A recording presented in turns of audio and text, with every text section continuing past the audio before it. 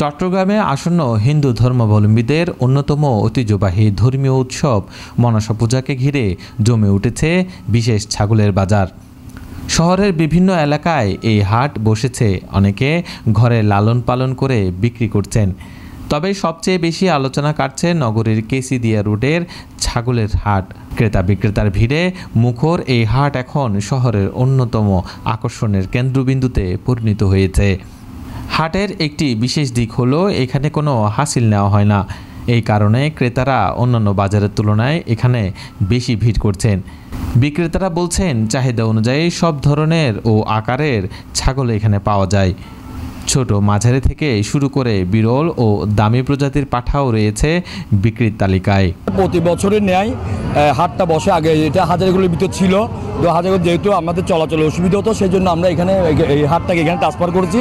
তবে এখানে কোনো হাসিল ছাড়া এখানে প্রচুর দূর দূরান্ত থেকে লোকজন আসে, এসে যে পুজোর ছাগলগুলো তারা সুন্দরভাবে কিনে নিতে পারে কোনো হাসিল ছাড়া। এবং এখানে কোনো ধরনের কোনো এলাকার কোনো ছেলে কেউ চাঁদাবাজির কোনো এখানে ইয়ে নেই। এখানে যারা ছাগল কিনতে আসছে তারা ছাগল কিনে তারা ব্যাপারীরা সুষ্ঠু সুন্দরভাবে বিক্রি করে যে যার টাকা নিয়ে সুন্দর করে তারা বাড়ি ফিরে যাচ্ছে। অনেক ভালোভাবে এই হাটটা আজকে প্রায় 4-5 দিন হচ্ছে আজকে থেকে, এবং এটা পুজোর আগের দিন পর্যন্ত চলবে। তবে হাটের পাশাপাশি মানুষ ঘরে লালন পালন করা পাঠা ঘর থেকেই বিক্রি করছেন এবং লাভবানও হচ্ছেন। এবারে সবচেয়ে বড় চমক হিসেবে উঠে এসেছে একটি বিরল আকারের পাঠা, যা বিক্রি হয়েছে অবিশ্বাস্য 4,30,000 টাকায়।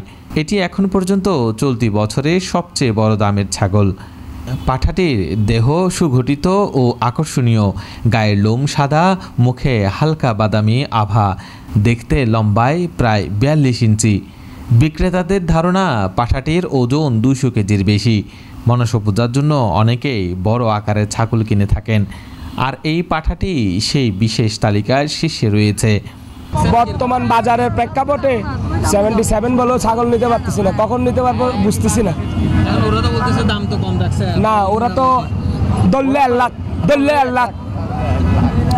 এখন এভাবে হলে কেমন হবে? তার মধ্যে আমাদের আরেকটা সমস্যা, ওদিকে কাটা পাহাড়ে একটা রোড আছে, ওটা যদি একটু খুলে দিত তাহলে এখানে জামটা কম হতো। প্রত্যেক বছর ওদিকে কাটা পাহাড়ের রোডটা খুলে দেওয়া হয়, কিন্তু এবছর দেওয়া হচ্ছে না। আমাদেরকে খালি ধাক্কাচ্ছে। এটা এই জিনিসটা একটু দেখেন আপনারা। মনসা পূজার আর মাত্র কয়েকদিন বাকি থাকলেও এখন থেকে হাটে উৎসবের আমেজ ছড়িয়ে পড়েছে। প্রতিদিন সকাল থেকে গভীর রাত পর্যন্ত ক্রেতাদের ভিড় লেগেই থাকে।